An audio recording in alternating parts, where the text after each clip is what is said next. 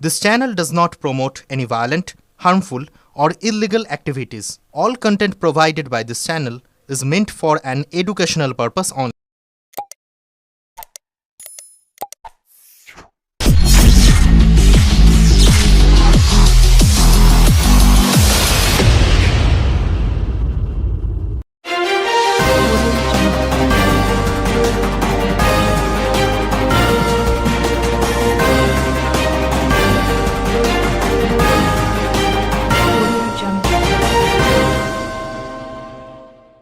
পুকুর সংস্কারের কাজ শেষ হয়নি, তার আগে লাগিয়ে দেওয়া হয়েছে বোট। অভিযোগ চাপদানি বিধানসভার বিজেপি বিধায়কের। সকালে গিয়ে প্রতিবাদ করেন বিজেপি বিধায়ক। রাতে পুকুর সংস্কারের কাজ শুরু হয়। খবর পেয়ে চাপদানির বিজেপি বিধায়ক দিলীপ সিং বৈদ্যবাটি পৌরসভার 7 নম্বর ওয়ার্ডে পৌঁছায়। রাতে জেসিবি নিয়ে গিয়ে সেই পুকুর সংস্কারের কাজ করতে যায় পৌরসভার লোকজন। রাতের অন্ধকারে কাজ হচ্ছে শুনে দিলীপ সিং সেখানে পৌঁছে যান, কাজ বন্ধ করে দেন। ঘটনাস্থলে আসে শেওড়াফুলি ফাঁড়ির পুলিশ।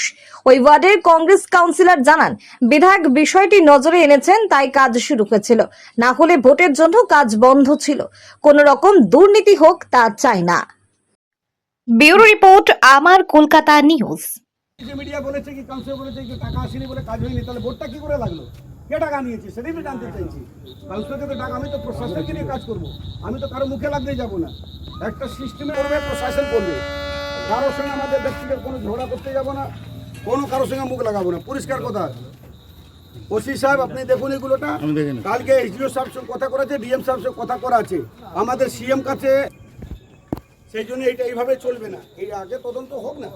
বোর্ডটা এইভাবে দেখা যাবে, অনেকগুলো বোর্ড এরকম লাগানো আছে, সবকটাই তদন্ত হবে, একটাও কাউকে ছাড় হবে না। পরিষ্কার কথা আমি বলেছি, আমি কোনো কাটমানি কোনো দিন কাউকে করতেও যে করেছে তাকে ছাড়বো না। মিডিয়াকে বলে একটা ভোট করে নিতে হবে, এখন কে ডাক পাঠিয়েছে কারো জাম করে নাটক, এই কারণে দেখি ভোটটা দেখি কোথায় ছবি লাগবে। আর ছবিটা আগে তোলো, ভোটটা ফেলছে ওখানে দাঁড় করো। হ্যাঁ ওখানে দাঁড় করো,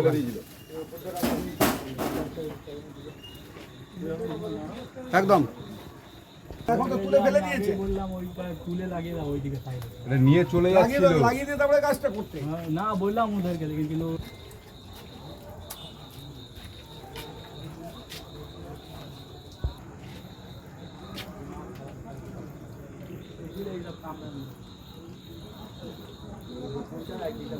এটা ফোনে তোমাদের সেখানে অনেক দেখা আমার, ঠিক আছে ফোন বিজি, এটা ভোট লাগানো আগে ভাবা উচিত ছিল। বার্থডে দেখি কথা বলে গেছিল, ঠিক আছে এখন দুপুরবেলা আমাকে ফোন করতেই পারতেন, অসুবিধা।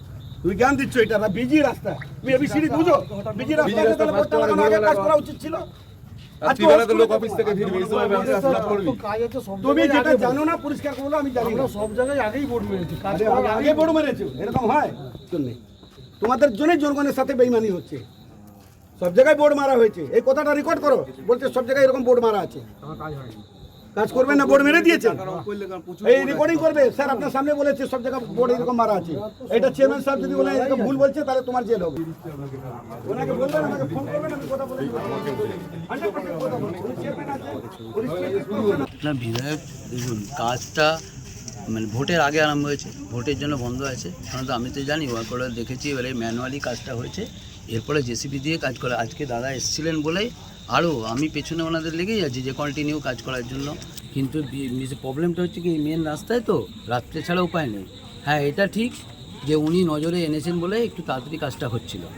এবারে উনি যেটা বলতে চান, আমি এখন নিশ্চয়ই শুনলাম, দাদার কথাটা শুনলাম যে উনি অবশ্যই বসে কথাবার্তা বলে নিন, মিলেমিশে কাজ করাটা নিয়ে দরকার। আর আমি এটা একটা জোর গলায় বলতে পারি, এটা যেহেতু আমার বিরোধী, আমি বিরোধী, আর আমি চাইবো না আমার এখানে কোনো রকম দুর্নীতি হোক, কোনো মতে দুর্নীতি আমিও মানে বরদাস্ত করবো না, কারণ এটা আমার দায়িত্ব, এটা আমার দায়িত্ব। কারণ এখানে কোনো রকম দুর্নীতি বরদাস্ত করা হবে না কোনো দিন।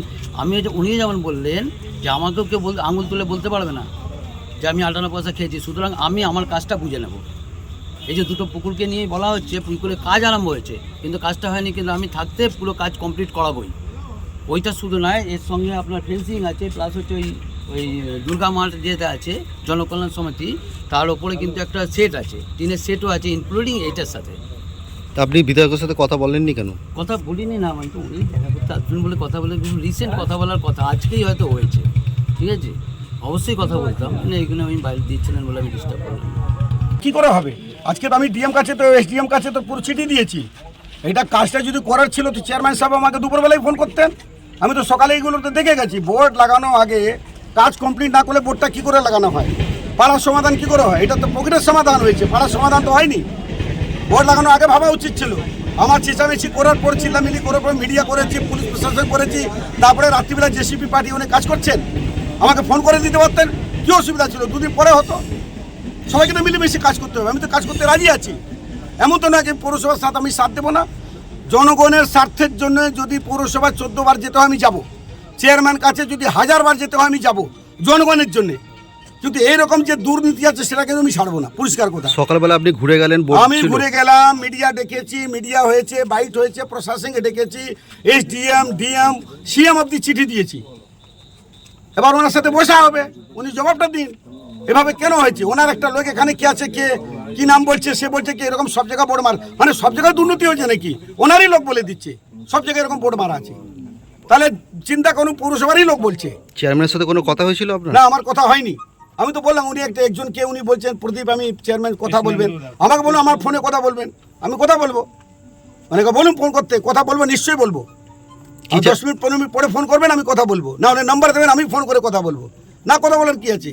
উনি একটা সরকারি চেয়ারে বসে আছেন, আমি একটা জনগণের প্রতিনিধি আছি, নিশ্চয়ই কথা বলবো। কি চাইছেন আপনি? কি চাইছেন? আমি চাইছি এইটা কালকে মিটিংটা হোক, কাল বা পরশু দিন মিটিং হোক, তারপরে কাজটা করুক, জনগণ জানুক।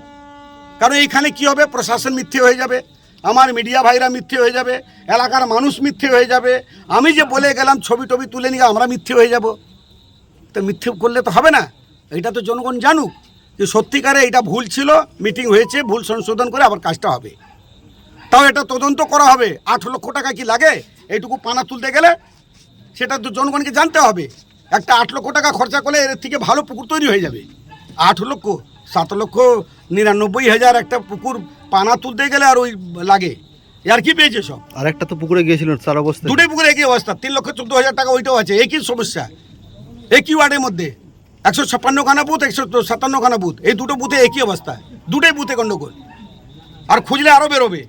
যাই হোক, কালকে এসডিও সাহেব বলা আছে, ওনার যে দপ্তর, যেটা পৌরসভার দপ্তর সঙ্গে যুক্ত আছে, সে দপ্তর বসবে, মিটিং হবে, আমিও যাব, আবার কাজ হবে। এতে লুকিয়ে লুকিয়ে করার দরকার কি আছে? হোক না, জনগণ জানুক না। কিনা ঠিক আছে, পাড়ার সমাধান আছে তো পাড়ার সমাধান হবে না, পকেটের সমাধান হবে। এটা পকেটের সমাধান হচ্ছে, পাড়ার তো সমাধান হচ্ছে না। পাড়া তো সমস্যা হয়ে গেছে উল্টো। কি হয়, বাড়িতে যারা বাস করছেন, পাশের বাড়িতে এই দুর্গন্ধতে তারা বাস করতে পারবেন? ওই বাড়িতে যদি ডেঙ্গু হয়, সাফারটা কে করবে? জনগণ সাফার করবেন। এটা তো পৌরসভা ভাবা উচিত। চারিদিকে ড্রেন নেই, জল নিকাশি নেই, মানুষ মরছে, সেদিকে চোখ নজর নেই। শুধু পাড়ার সময় ভোট লাগিয়ে টাকা তোলা হচ্ছে। আমি পার্সোনাল আমি অ্যাটাক করবো না, কিন্তু মনে হয় আমি চেয়ারম্যান সাথে 1000 বার বসবো, নিশ্চয়ই বসবে। কেন বসবো না? পৌরসভাকে সাথে নিয়ে কাজ করব। আর যদি না হয় তাহলে বাবা আমি কাজ করতে দেবো না, ভুলভাল কাজ করতে দেবো, আমি সহ্য করবো না, বরদাস্ত করবো না। কাটমানি যদি কেউ করেছে তাকে ভাই সেই ভুগতে হবে, তাকে পানিশমেন্ট নিতে হবে। জনগণ যেটা বিচার করবে সেটাই হবে, পরিষ্কার কথা। এই কাটমানি কিন্তু আমরা বরদাস্ত করবো না, না খাবো না খেতে দেবো, পরিষ্কার কথা বলে দিচ্ছি আমি। এটা মাথায় রাখবেন আপনারা।